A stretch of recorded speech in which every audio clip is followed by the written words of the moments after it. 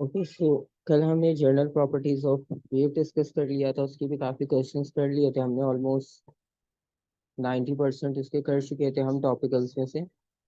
और मोस्टली उसमें ripple tank और इससे रिलेटेड क्वेश्चंस थे।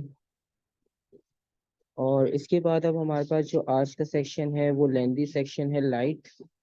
और वो ज़्यादा इंपॉर्टेंट है क्योंकि मोस्टली क्वेश्चंस जो है वो उसी सेक्शन से बनते हैं, क्योंकि उसमें थियोरेटिकल कॉन्सेप्चुअल कैलकुलेशन सब आपके पास जो है वो डिफरेंट कॉन्सेप्ट्स उसमें एक ही चैप्टर में इंक्लूड है। जनरल प्रॉपर्टीज में ज़्यादातर थियोरेटिकल था, कैलकुलेशन में उसमें एक ही फॉर्मूला यूज होता है। और डायग्राम भी रिपल टैंक से रिलेटेड थी। लाइट में आपके पास ग्लास स्लैब, मिरर, वेरिएशंस और ये सब इंक्लूड होती हैं। और लाइट में हमारे पास बेसिक्स की अगर हम बात करें तो उसमें सबसे पहले रिफ्लेक्शन का कॉन्सेप्ट था।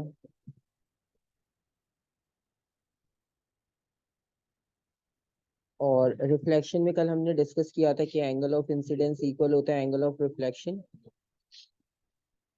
और दूसरा, अगर हम इसमें देखें स्टार्टिंग, तो लाइट हमारे पास बेसिकली ट्रांसवर्स इन नेचर होती है।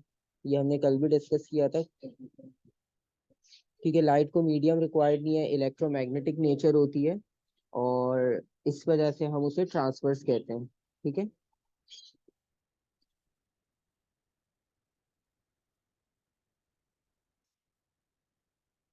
इसके अलावा रिफ्लेक्शन में बेसिक रूल है आपके पास, angle of incidence angle of reflection के इक्वल होगा। ठीक है।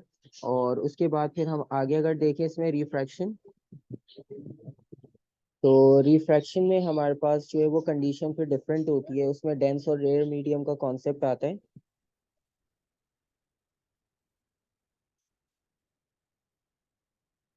तो रिफ्रैक्शन में कॉन्सेप्ट डिफरेंट हो जाएगा। यहाँ पर दो कंडीशंस बनती है हमारे पास, एक रेयर टू डेंस और डेंस टू रेयर।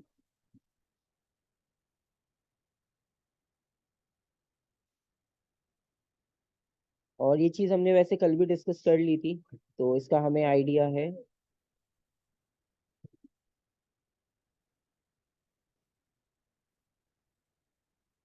और रेयर टू डेंस और डेंस टू रेयर की जब हम बात करते हैं, तो जब आप रेयर टू डेंस मूव करते हो, तो कल हमने डिस्कस किया था जब रेयर टू डेंस मूव करेंगे तो हम टूवर्ड्स नॉर्मल मूव करते हैं। और जब हम डेंस टू रेयर जाते हैं तो अवे फ्रॉम नॉर्मल, ये सिचुएशन होती है। बाकी क्वेश्चंस देखेंगे अभी, उसमें आइडिया हो जाएगा। सारी डायग्राम डिटेल में डिस्कस नहीं कर रहा, वरना फिर हमारा सारा टाइम इसी में लग जाएगा। उसके अलावा इसमें कुछ एप्लीकेशन थी। एप्लीकेशन में ऑप्टिकल फाइबर इंपॉर्टेंट थी लाइट की रिफ्रैक्शन से रिलेटेड, जिसमें कॉन्सेप्ट आया था टोटल इंटरनल रिफ्लेक्शन का।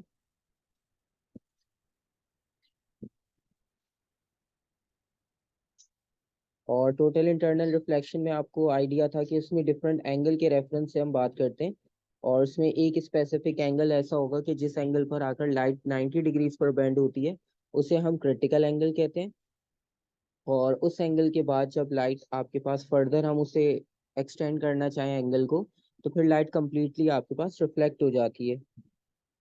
तो इसमें क्रिटिकल एंगल का कॉन्सेप्ट था।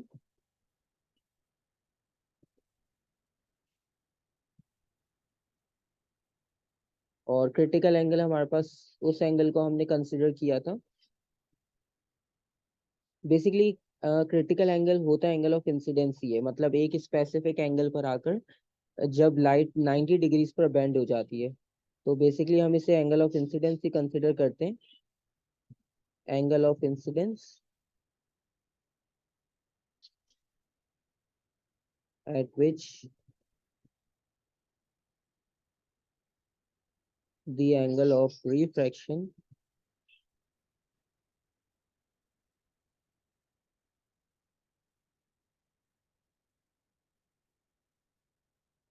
तो आपके पास वो एंगल ऑफ इंसिडेंस जब एंगल ऑफ रिफ्रैक्शन 90 डिग्रीज तक बेंड हो जाए, उस एंगल को हम क्रिटिकल एंगल कहते हैं। और टोटल इंटरनल रिफ्लेक्शन आपके पास तब होगा जब हम अपना एंगल ऑफ इंसिडेंस इससे भी ज्यादा इंक्रीज कर लेंगे। ठीक है।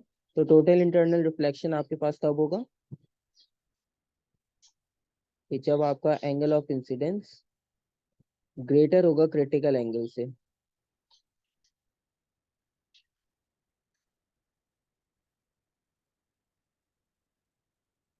ठीक है, बाकी इसकी भी डायग्राम में क्वेश्चंस जब आएंगे तो हम वहाँ पे दोबारा से इसको डिस्कस कर लेंगे। अभी बेसिक बेसिक चीजें हम यहाँ पर लिख रहे हैं।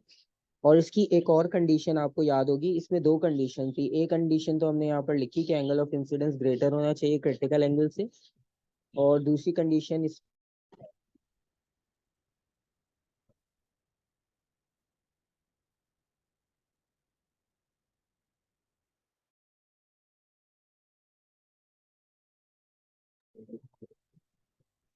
अच्छा, इसमें जो दूसरी कंडीशन होगी अब हमारे पास, दूसरी कंडीशन ये होगी कि आपके पास जो मीडियम वाला कॉन्सेप्ट होता है, तो मीडियम का कॉन्सेप्ट आपके पास क्या इंपॉर्टेंट होता है।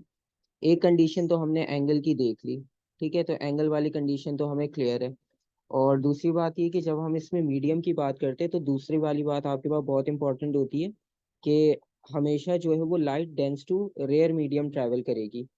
ठीक है,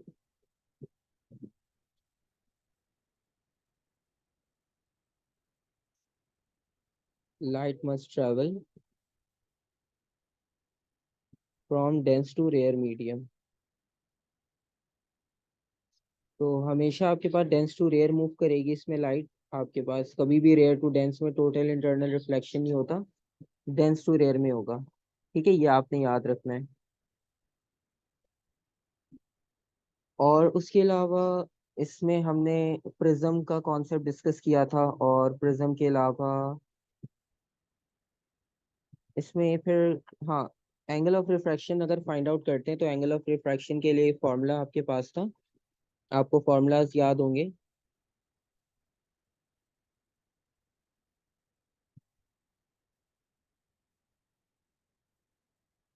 जी, क्योंकि एंगल आपका इंक्रीज होता है फ्रॉम डेंस टू रेयर, इसलिए आपके पास टोटल इंटरनल रिफ्लेक्शन में हम डेंस टू रेयर लेकर जाते हैं लाइट को, क्योंकि अगर हम रेयर टू डेंस लेकर आएंगे तो आपके पास लाइट टूवर्ड्स नॉर्मल बैंड होगी, तो उसमें टोटल इंटरनल रिफ्लेक्शन का फिनोमेना हमें मिलेगा नहीं। अच्छा, फॉर्मूला में हमने देखा था कि रिफ्रैक्शन के लिए जो हमारा फॉर्मूला था उसमें फिर हम एक रिफ्रैक्टिव इंडेक्स लेकर आए थे कॉन्सेप्ट। और रिफ्रैक्टिव इंडेक्स आपको ये बताता है कि जो मटेरियल हम यूज कर रहे हैं वो लाइट को कितना बेंड कर सकता है। और बेसिकली रिफ्रैक्टिव इंडेक्स का सिंबल जो है वो एन था, और एन हम यूज करते हैं। बिल्कुल सही।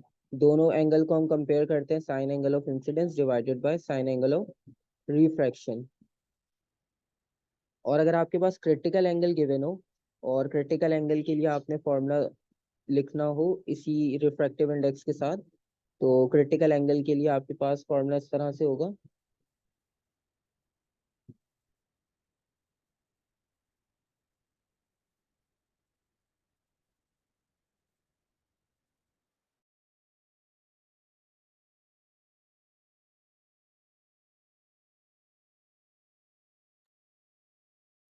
तो क्रिटिकल एंगल में हम ये करते हैं, n is equals to 1/,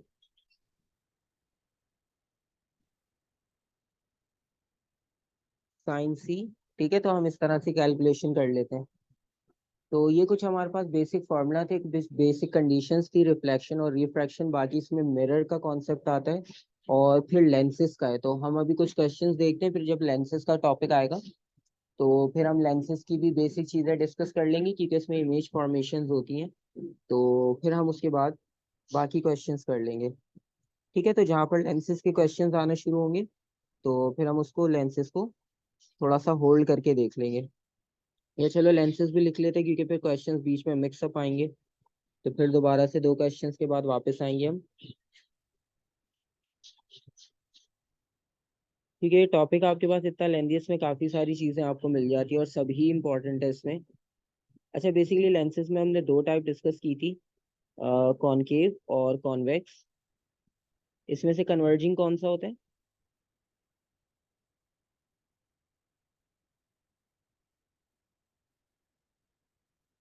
convex converging होता है, बिल्कुल सही। और कॉनकेव को हम डाइवर्जिंग भी कहते हैं। ये सारी छोटी छोटी टर्म्स इंपॉर्टेंट है, क्योंकि एमसीक्यूज में वो कभी कॉनकेव कॉन्वेक्स के बजाय कन्वर्जिंग डाइवर्जिंग भी लिखते हैं। और कॉन्वेक्स हमारे पास बिल्कुल सही कन्वर्जिंग होगा, मतलब ये लाइट को एक पॉइंट पे फोकस कर सकता है। और कॉनकेव जो है वो सारी लाइट को अवे डाइवर्ज करता है। ठीक है, एक बात ये हो गई। और दूसरी बात ये कि यहाँ पर हमारे पास फोकल लेंथ का कॉन्सेप्ट था, और इमेज का कॉन्सेप्ट था कि रियल और वर्चुअल। तो कॉनकेव में हमें पता है कि आपकी वर्चुअल इमेज बनती है, और वर्चुअल इमेज आपको याद होगा कि कल हम कोई क्वेश्चन कर रहे थे, उसमें भी डायग्राम एक आई थी, उसमें भी रियल और वर्चुअल पूछा था।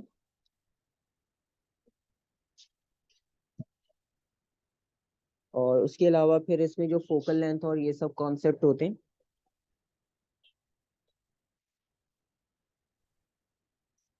और कॉन्वेक्स में जो है वो 90% जो है वो रियल इमेज बनती है, लेकिन एक केस ऐसा होता है कि जब हम ऑब्जेक्ट को बहुत करीब ला के रखते हैं तो वर्चुअल इमेज बनती है आपके पास। तो अदरवाइज कॉन्वेक्स में आपके पास रियल, इन्वर्टेड, इन्वर्टेड का मतलब है अपसाइड डाउन,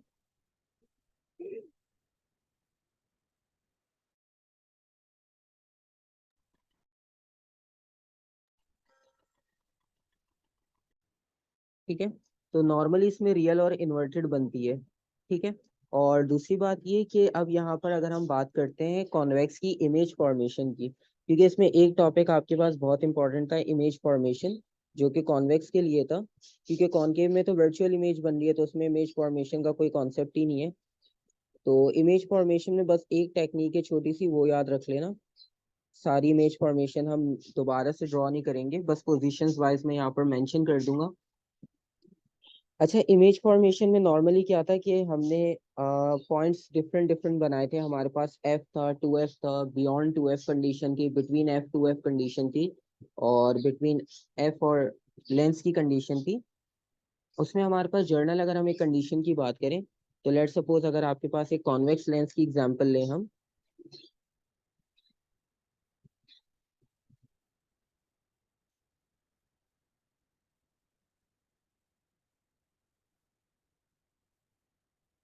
अच्छा, लेट सपोज अगर हम लेंस कंसीडर करते हैं, तो यहाँ पर मैंने स्ट्रेट लाइन ड्रॉ की है। तो इसका मतलब ये है कि आपके पास जो अब हम शेप बनाते हैं, तो आपको कॉनकेव में पता है कि कॉनकेव में आपके पास डीप इनसाइड इमेज बनती है इस तरह से, कॉनकेव की शेप। और कॉन्वेक्स में आपके पास जो है वो सेंटर से थिक बनती है इस तरह से, ठीक है। लेकिन मोस्टली सिलेबस में नहीं था कॉन्वेक्स। कॉन्वेक्स लेंस पहले से सिलेबस में था, काफी टाइम से आता है वो, उसके भी क्वेश्चंस देखना। कॉन्वेक्स आपके पास इंपॉर्टेंट है लेंसेज में, ये उसी में आपके पास जो है वो कन्वर्जिंग बनती है, और वो आपके पास इंपॉर्टेंट है। तो खैर यहाँ पर मैंने कॉन्वेक्स लेंस बनाया, और कॉन्वेक्स को मैंने उस शेप में नहीं बनाया क्योंकि हमें पता है कि हम कॉन्वेक्स की बात कर रहे हैं। तो नॉर्मली क्या होता है कि वो स्ट्रेट लाइन भी देते हैं और वो कह देते हैं कि ये कॉन्वेक्स लेंस है, तो उससे होता है कि डायग्राम बनाना इजी हो जाता है। तो इसमें आपको पता है कि अगर कोई भी आपके पास ऑब्जेक्ट रखा हो, लेट सपोज अगर हम यहाँ पर एक ऑब्जेक्ट को कंसिडर कर रहे हैं, तो इसमें डायग्राम इसलिए मैंने बनाई है क्योंकि डायग्राम में जो रे के प्रिंसिपल है, क्योंकि तीन तरह से रेस पास होती हैं, उन तीनों रेस के आपको वो याद होने चाहिए, ओरिएंटेशन के मतलब वो कैसे मूव करेगी।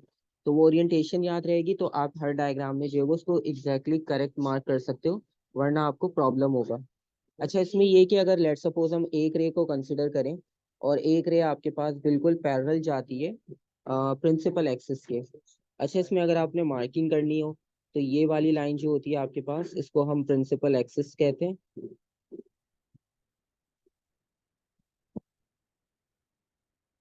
ठीक है। और प्रिंसिपल एक्सिस के बाद जो ये लेंस का सेंटर होगा, इसको हम ऑप्टिकल सेंटर कहते हैं। ऑप्टिकल यानी क्योंकि ये ऑप्टिकल इंस्ट्रूमेंट है, तो इसका सेंटर जो है वो ऑप्टिकल सेंटर कहलाता है। और फिर हमारे पास जब कोई भी लाइट रे अगर बिल्कुल पैरेलल जा रही है प्रिंसिपल एक्सिस के, ठीक है। अब लेट सपोज एक लाइट रे बिल्कुल पैरेलल जा रही है, ठीक है। तो ये जब बेंड होगी लेंस से, तो बेंड होने के बाद ही किस डायरेक्शन में मूव करेगी, किस डायरेक्शन में बेंड होगी आपके पास,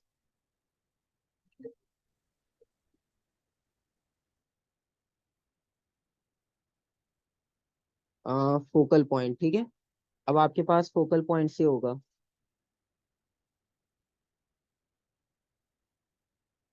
तो इसका मतलब ये है कि जब आपके पास लाइट बिल्कुल प्रिंसिपल एक्सिस के पैरेलल मूव करती है, तो वो जब भी बेंड होती है वो जिस पॉइंट से भी जाएगी, तो वो पॉइंट आपका प्रिंसिपल फोकस होगा। ठीक है, तो ये वाला पॉइंट हमारा प्रिंसिपल फोकस हो गया। अच्छा, इसमें तीन लाइंस बना रहा हूँ, वो तीन प्रिंसिपल लाइंस हैं।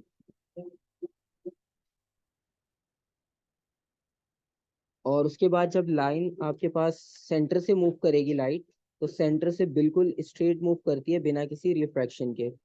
ठीक है, तो सेंटर से लाइट बिल्कुल स्ट्रेट मूव करती है। और अगर आपके पास वो पहले से प्रिंसिपल फोकस से पास हो, ठीक है, लेट्स सपोज अगर हम उसको पहले प्रिंसिपल फोकस से पास करवाएं। एक मिनट, ये थोड़ी सी ज्यादा एंगल हो गया।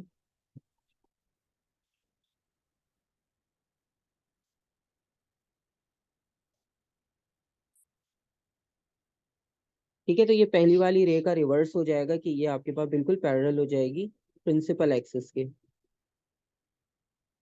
ठीक है, तो ये तीन प्रिंसिपल लाइंस होती हैं आपके पास। ये तीन प्रिंसिपल लाइंस आपको याद रखनी है बेसिकली, कि इस तरह से आपके पास लाइट जो है वो ट्रैवल करती है।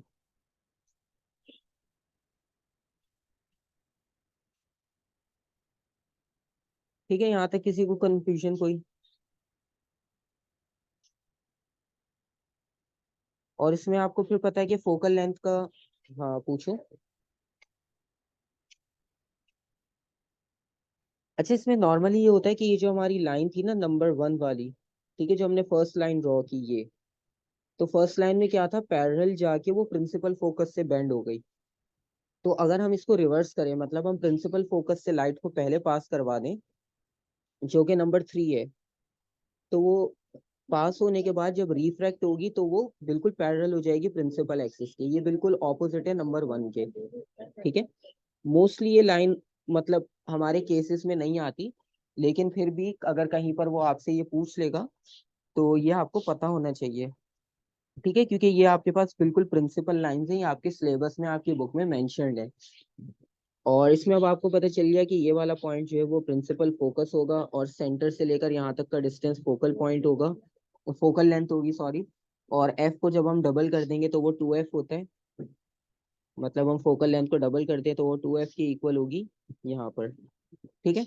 अच्छा, इसमें इमेज फॉर्मेशन में बस आपने इतना याद रखना है। अभी लेट सपोज जो हमने डायग्राम बनाई है उसमें ऑब्जेक्ट रखा हुआ है बिटवीन एफ एंड 2f। ठीक है, इसमें टेक्निक बस इतनी सी याद रखनी है। आपके पास डिफरेंट केसेस थे, जैसे अगर मैं पहले केस की बात करूं, कि इमेज फॉर्मेशन में आपके पास ऑब्जेक्ट रखा हुआ है 2f पर। ठीक है, येलो कलर से जो लिखा है ये ऑब्जेक्ट की ओरिएंटेशन है। और अगर हम इमेज की बात करें, तो ऑब्जेक्ट अगर 2f पर है तो इमेज भी कहाँ बनती है, एट 2f। ठीक है, तो 2f दोनों साइड पर इक्वल डिस्टेंस। अच्छा, नॉर्मली इसमें ये होता है कि आप ऑब्जेक्ट को जितना राइट पर शिफ्ट करोगे, इमेज उतना राइट पर और दूर जाती जाएगी दूसरी साइड पर। इसका मतलब ये है कि अभी हमने 2f पर रखा, और अगर हम इसको लेट सपोज बियॉन्ड 2f ले जाते, अगर हम इसको 2f से पहले रखें, तो इमेज कहाँ बननी चाहिए? अब इसमें देखो, आपको रे डायग्राम बनाने की जरूरत नहीं है। आप बस ये सिंपल ट्रिक याद रख लो कि ऑब्जेक्ट जितना क्लोज आएगा लेंस के, इमेज उतना दूर जाएगी, और ऑब्जेक्ट जितना दूर जाएगा लेंस से, इमेज उतना करीब आएगी। तो इसका मतलब ये कि अभी आप ऑब्जेक्ट को लेकर बियॉन्ड 2f, बियॉन्ड 2f लेकर जाने का मतलब ये कि इमेज आपके पास लेंस के क्लोज आएगी। तो क्लोज आने का मतलब ये कि जब 2f पर थे दोनों, तो सेम डिस्टेंस था। अब ऑब्जेक्ट का डिस्टेंस बढ़ गया, इमेज का डिस्टेंस कम हो जाएगा, तो इमेज 2f से और f के मिड में आ जाएगी। तो यहाँ पर आपकी image between f and 2f हो जाएगी। ठीक है, इसी तरह से अब आप ऑब्जेक्ट को और क्लोज लेकर जाओ। अब आप उसको बिटवीन f एंड 2f ले जाओ। तो जब आप उसे बिटवीन एफ एंड 2f लेकर जाओगे, तो अब आप ऑब्जेक्ट क्लोज लेकर आए हो, तो आपकी इमेज आगे जानी चाहिए। ठीक है,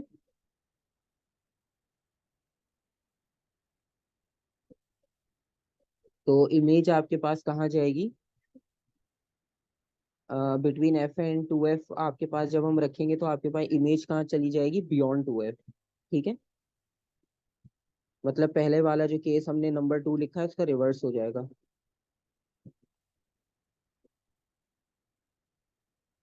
ठीक है, तो इस तरह से आपके पास सिचुएशन होती है, और जब आप एफ पर रख दोगे तो आपके पास इमेज ही नहीं बनेगी, फिर आप वर्चुअल इमेज बना सकते हो। ठीक है, क्योंकि जब आप एफ पर ही रख दोगे तो आपके पास लाइट दूसरी तरफ बेंड ही नहीं होगी, मर्ज नहीं होगी कहीं पर आकर बेंड होने के बाद। तो ये सारी वैसे फॉर्मेशन सारी एक्सप्लेन की हुई है, आप चाहो तो अपने पास आपने किया होगा प्रैक्टिस, वरना लेक्चर सारे अपलोडेड हैं तो वो आप देख लेना। बाकी फिर इनकी प्रॉपर्टी होती है डिमिनिश कब बनती है, ये वो सब चीजें आपको पता है कि इमेज आपके पास जितना दूर होगी उतना डिमिनिश होगी, जितना क्लोज होगी उतनी लार्ज इन साइज होगी। ठीक है, अब इसके कुछ क्वेश्चंस देख लेते हैं। क्योंकि थ्योरी तो इसमें काफी मिलती जाएगी हमें इस तरह से। अब काफी चीजें हमने डिस्कस कर ली है, अब क्वेश्चंस का हमें आइडिया हो जाएगा कि हाँ ये सब चीजें हमने इसमें करनी है। फर्स्ट क्वेश्चन है बहुत सिंपल।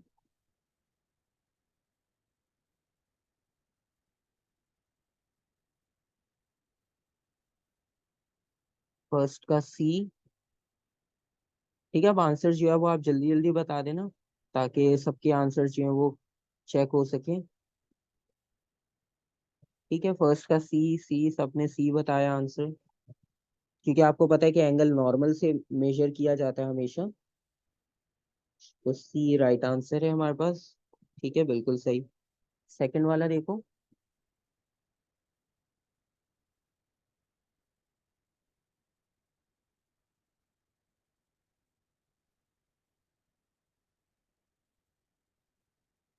बी।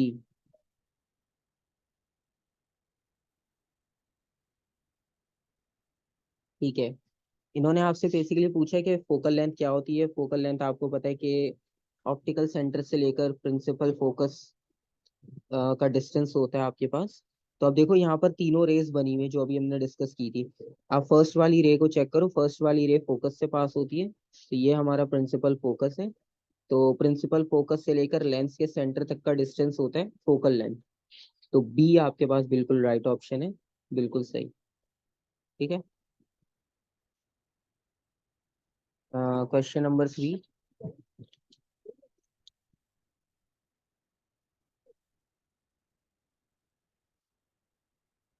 इसमें आपने बताना what is the angle of refraction in the glass and what is the critical angle. Critical angle भी बताना है और रिफ्रैक्शन भी बताना है।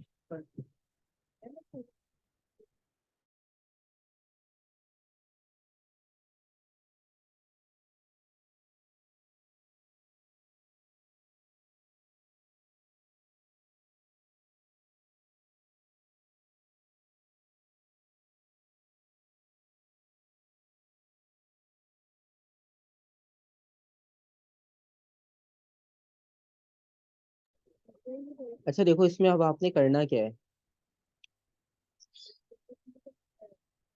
ठीक है, एक आंसर आया ए,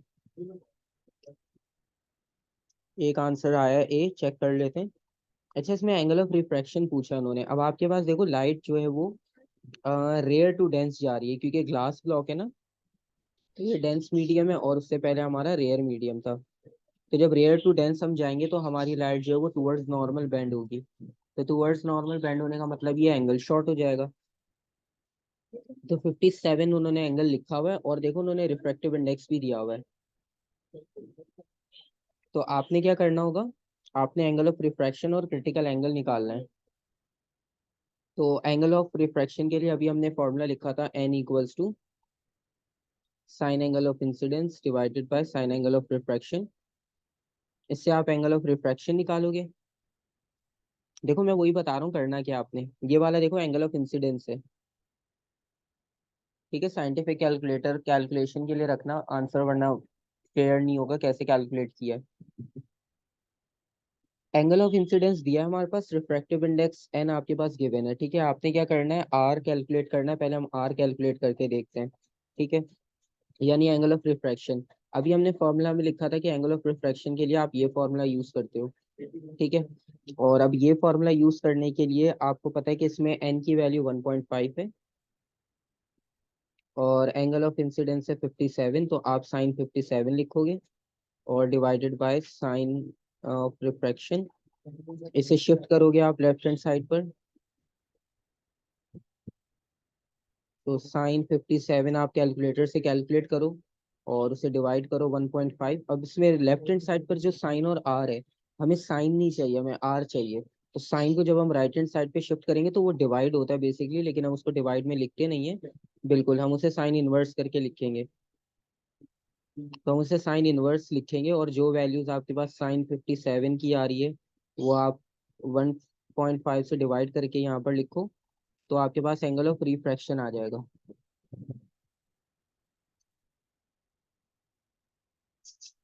और क्रिटिकल एंगल के लिए आपको फॉर्मूला बताया था, दोनों फॉर्मूला हमने यहाँ पर पहले इसलिए लिख लिए थे ताकि कॉन्सेप्ट क्लियर रहे। ये रहा 1/sin c। तो आप 1/sin c से जो है वो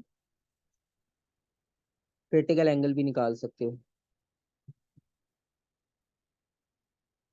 इसमें भी हम यही करेंगे कि साइन c उधर चला जाएगा लेफ्ट पर, और c is equals to sine inverse.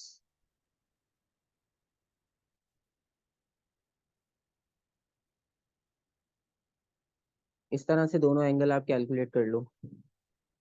42 आ गया, ठीक है। और 33.99 इसका मतलब है 34, तो ऑप्शन ए आपके पास बिल्कुल एक्यूरेट आ रहा है। सही कैलकुलेशन सारी लिखती है, कुछ भी ऐसा नहीं है अब जो मिस हुआ है।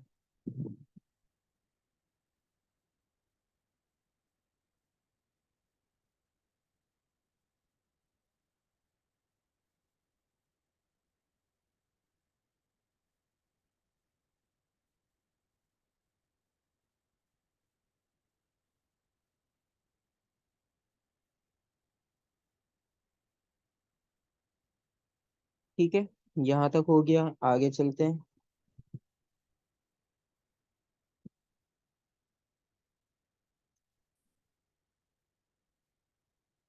अच्छा, ये वाला भी बेसिक ही है, लेकिन अभी देख लो क्योंकि हमने स्टार्ट किया है लाइट को।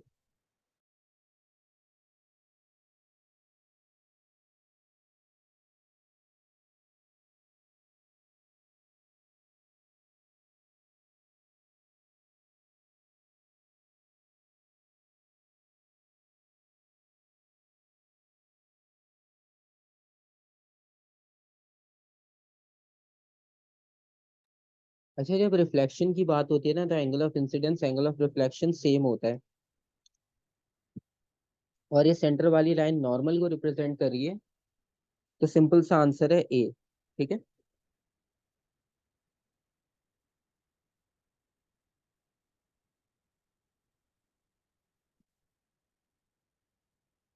ये वाला क्वेश्चन देखो। इसमें आपने बताना है कि पोजीशन 1 2 3 पे कौन से लेंसेज लगे हुए हैं।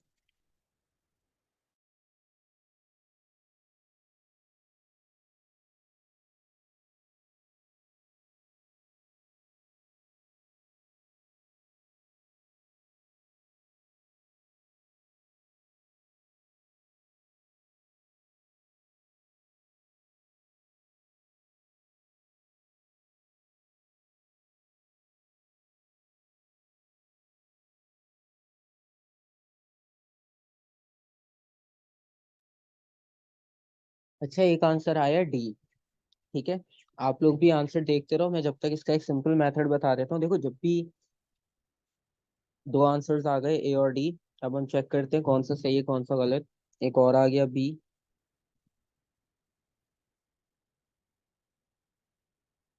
अच्छा देखो, इसका मेथड पता है क्या होता है। आप सिंपल जो है ना, जो लाइट रे ट्रैवल कर रही है ना, आप उसको एक्सटेंड करके देख लो। आप सिंपल स्केल रखो उसके साथ, और ये देखो वो बेंड कहाँ हुई है। अब मैं खैर स्केल तो यहाँ पर नहीं शो कर सकता, मैं लाइन शो कर देता हूँ। लेट सपोज अगर ये लाइन स्ट्रेट जाती तो वो इस डायरेक्शन में ट्रैवल करती। ठीक है, कन्वर्ज का मतलब है कि हाँ, आप सेंटर की तरफ आओगे। आप तीनों पोजीशंस पर ना ये चेक कर लो कि अगर लाइट बेंड ना होती तो वो कहाँ जाती। ये देखो, मैंने तीनों को जो है वो, मतलब अगर आप स्केल रखकर चेक करोगे तो आपको पता चल जाएगा कि अगर लाइट बेंड ना होती तो वो इन डायरेक्शंस में ट्रैवल करती विदाउट बेंड हुए। आपके पास तीनों अलग अलग पोजीशंस में। अब देखो, पहली पोजीशन में क्या हुआ। पहली पोजीशन में लाइट कन्वर्ज हुई है या डाइवर्ज हुई है। पहले में कन्वर्ज हुई है। ठीक है, पोजीशन 1 पे कन्वर्ज हुई है, तो इसका मतलब है ऑप्शन डी तो पॉसिबल नहीं होगा। सही है, डी को हम कैंसिल कर देते हैं, डी ऑप्शन कैंसिल। पोजीशन 2 पर जाते हैं, पोजीशन 2 पर भी क्या हो रहा है, कन्वर्ज हो रहा है। पोजीशन 1 पे भी कन्वर्ज हुआ है, पोजीशन 2 पर भी कन्वर्ज हो रहा है, क्योंकि लाइट आपके पास बाहर जा रही थी लेकिन वो अंदर की तरफ बेंड हो गई यहाँ पर। और थर्ड पोजीशन में क्या हुआ कि थर्ड पोजीशन में लाइट जो है वो डाइवर्ज हो गई बाहर की तरफ। ठीक है, तो थर्ड पोजीशन में डाइवर्ज हुआ है, तो इसका मतलब है converge converge diverge, option B सही है, बी राइट आंसर है। मेथड आपको बता दिया कि किस तरह से आइडेंटिफाई करना होता है, क्योंकि इसमें देखने में लग तो रहा होता है कि डाइवर्ज हो रही है, लेकिन कभी कभार ऐसा होता है वो कन्वर्ज हो रही होती है। तो उसका सिंपल सा मेथड ये है कि आप स्केल उसके साथ अलाइन करके जो है ना चेक कर लो कि लाइट कहाँ जा रही थी, बेंड हो रही थी या कन्वर्ज हो रही थी, किस डायरेक्शन में, ये चेक कर लिया करो। सिंपल, सही है।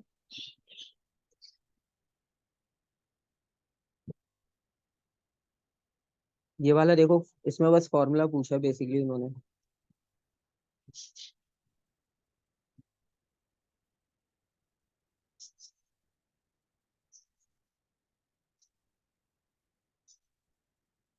ए, ठीक है। अच्छा, अब देखो इसमें आपके पास कॉन्सेप्ट वही है कि नॉर्मल के साथ एंगल ऑफ इंसिडेंस होना चाहिए, नॉर्मल के साथ एंगल ऑफ रिफ्रैक्शन होना चाहिए। तो एंगल ऑफ इंसिडेंस ये रहा हमारा, एंगल ऑफ रिफ्रैक्शन ये रहा, यानी बेंडिंग। तो डब्ल्यू और वाई आपके पास इंपॉर्टेंट है, तो 6 का आंसर सिंपल ए।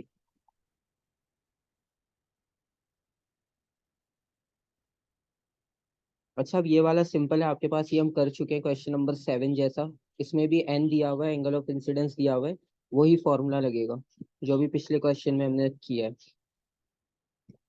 8 वाला क्वेश्चन देखो।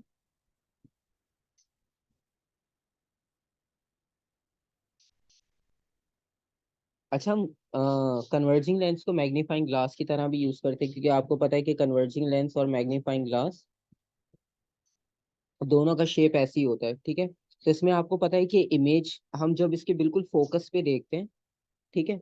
अच्छा, इसमें देखो एक चीज याद रखना, जब हम मैग्नीफाइंग की बात करते हैं ना, तो मैग्नीफाइंग में हम क्या कर रहे होते हैं कि हम ऑब्जेक्ट को फोकस से बहुत करीब रखते हैं।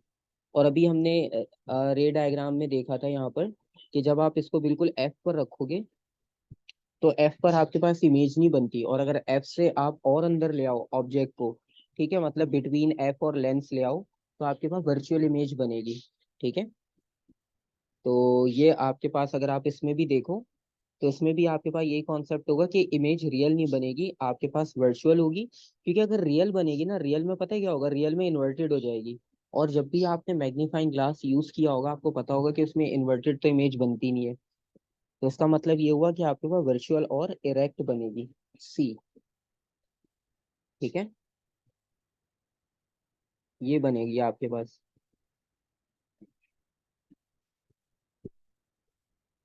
ठीक है, आप सिंपल सा कॉन्सेप्ट सोचो कि अगर मैग्नीफाइंग ग्लास में आपको इन्वर्टेड नजर आ रहा होता तो हम उसको रियल कहते। ठीक है। अच्छा, रियल और वर्चुअल का कॉन्सेप्ट ये होता है कि जब आपके पास आप ऑब्जेक्ट एक साइड पर रखो, मतलब ऑब्जेक्ट हमने यहाँ पर रखा और आपको इमेज यहाँ पर मिल रही हो दूसरी साइड पर, तो ये रियल इमेज है। लेकिन कभी कभार ऐसा होता है आपके पास कि आप ऑब्जेक्ट को इतना क्लोज रख देते हो, मतलब आपने लेंस के ऑब्जेक्ट को लेंस के इतना क्लोज रख दिया, लेट सपोज यहाँ पर, कि अब आपको इमेज जो है वो यहाँ पर मिल ही नहीं रही है। ठीक है, इमेज आपको यहाँ पर नजर नहीं आ रही। मतलब लेट सपोज, मैं इसकी एक वीडियो भी सेंड कर दूंगा, आप उसमें भी देखना, उसमें आपको सारा कॉन्सेप्ट और क्लियर हो जाएगा। बेसिकली ये होता है कि अगर मैंने यहाँ पर कैंडल रखी थी ना, लेट सपोज, तो आपको कैंडल इन्वर्टेड फॉर्म में यहाँ नजर आएगी। ठीक है, पूरी कैंडल नजर आएगी लेकिन बस इन्वर्टेड होगी। ठीक है, और यहाँ पर आपके पास इस पोजीशन में थी। लेकिन अगर मैं इसी को दूसरे केस में कंसिडर करूं, तो अगर यहाँ पर भी कैंडल रखी हो, ठीक है, लेकिन इसकी पोजीशन ये है, तो इस पोजीशन पे कैंडल रखने का मतलब ये है वो कैंडल मुझे यहाँ पर नजर नहीं आ रही। ठीक है, यहाँ पर पता है आपको क्या, बस एक ऑरेंज सी लाइट नजर आएगी। ऑरेंज लाइट का मतलब ये है कि आपको ऑब्जेक्ट तो नजर नहीं आ रहा ना, आपको सिर्फ लाइट नजर आ रही है, क्योंकि लाइट तो कहीं से भी स्प्रेड होकर आ सकती है, ठीक है। आपको सिर्फ एक ऑरेंज लाइट मिलेगी, ऑब्जेक्ट नजर नहीं आएगा। तो इस कंडीशन में आप क्या करते हो, आप ऑब्जेक्ट को यहाँ से आके ऑब्जर्व करोगे, बिल्कुल सामने से। जिस तरह अभी हमने मैग्नीफाइंग ग्लास में किया, मैग्नीफाइंग ग्लास में भी हम ये करते हैं कि अगर हमने बुक रीड करनी हो तो बुक के ऊपर हम लेंस रखते हैं और उसके सामने से देखते हैं, जिस तरह से केस नंबर 2 में हो रहा है। तो इस कंडीशन में हम इमेज को कहते हैं कि वो वर्चुअल है। तो ये कॉन्सेप्ट होता है वर्चुअल का, जब आपके पास स्क्रीन पर इमेज ना बने तो वो वर्चुअल है, जब स्क्रीन पर इमेज बन रही है जैसे कि फर्स्ट केस में थी तो वो रियल है, ठीक है। अगर साइंटिफिक टर्म में लिखो तो जब स्क्रीन पर इमेज बनती है रियल, और जब नहीं बनती तो वर्चुअल।